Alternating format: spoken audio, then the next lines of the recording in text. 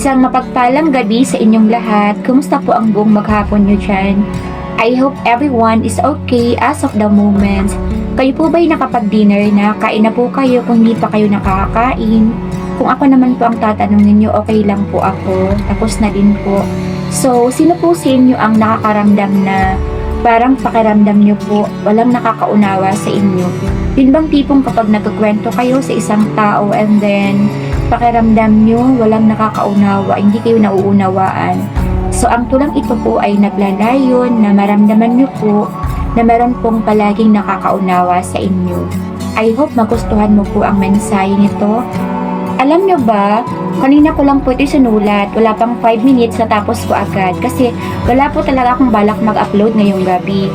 And then, bigla pong may pumasok sa isip ko, ito yung pamagat daw. Ito daw po yung isulat ko, kaya madali ko pong kinuha yung notebook ko at talaga naman pong isinulat ko agad kung ano yung mga tumatakbo sa isip ko. Nawa po ay magustuhan nyo ito. Once again, minsan pa po ay sasabihin ko sa iyo na uunawaan kita. Naranasan mo na bang magkwento sa isang tao, subalit sa halip na gumaan ang loob mo, tila lalo lang bumigat ang nararamdaman mo? Pakiramdam mo kasi, hindi yan nauunawaan ang nilalaman ng puso't isipan mo. Well, danas ko na iyan mga lalabs ko. Kung minsan ang hirap magpakatotoo, sapagkat hindi mo batid ang nasa isip ng taong kaharap mo, mapatanong ka na lang ng ganito, nauunawaan kaya niya ako? Ang salitang nauunawaan kita, simpleng mga kataga subalit napakahalaga. Masarap sa pakiramdam ang maunawaan tayo, malaya mong maihahayag ang nasa puso't isipan mo. Ang tulang ito ay isang paalala sa lahat. Piliin nating maging sapat at karapat-dapat sa tuwing may lumalapit sa atin. Buksang mabuti ang puso at tenga natin. Sabay sambitin ang mga katagang ito ha. Alam mo ba, nauunawaan kita.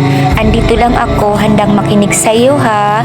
Di ba mga lalabs ko, sarap sa pakiramdam kapag nagkwento ka ng nararamdaman mo sa isang tao, sasabihin niya agad sa iyo, nauunawaan kita.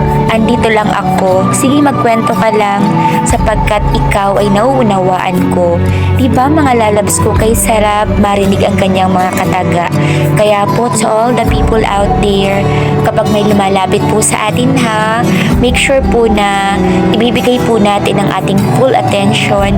Buksan po nating mabuti ang ating tenga, ang ating mga mata, lalo na po ang ating puso nang maramdaman po ng taong lumalapit sa atin na nauunawaan natin sila. Moral lesson, be a good listener. Make sure to be someone's pillow and sweet candy. It's a wonderful feeling to be someone's source of happiness, motivation, strength, inspiration, and encouragement. Do you agree? So feel free to apply these original tips of mine if you love this video. Once again, nauunawaan kita ha. Palagi mo yang tatandaan. Merong isang tao na palaging nakakaunawa sa iyo. Alam kong alam mo kung sino ang tinutukoy ko. Bukod po sa nasa itaas, yun po ay walang iba kundi ang ating ina, ang ating mga magulang. Sumasang-ayon ka ba? Ang mga magulang po natin, talaga pong sila ang number 1 na nakakaunawa po sa nararamdaman natin. Lalo po ang ating mga nanay. So, to all the mothers out there, hello po. Hello nga pala sa iyo, Mama Ligaya. Palagi mong tatandaan, minamahal kita, di ba? Nanay na ang turing ko sa iyo. And to all the mothers out there, mag-iingat po kayo palagi ha. Palagi niyo pong tatandaan, may nakakaunawa po sa atin, bukod po sa nasa itaas. Bye everyone, keep safe and God bless us all.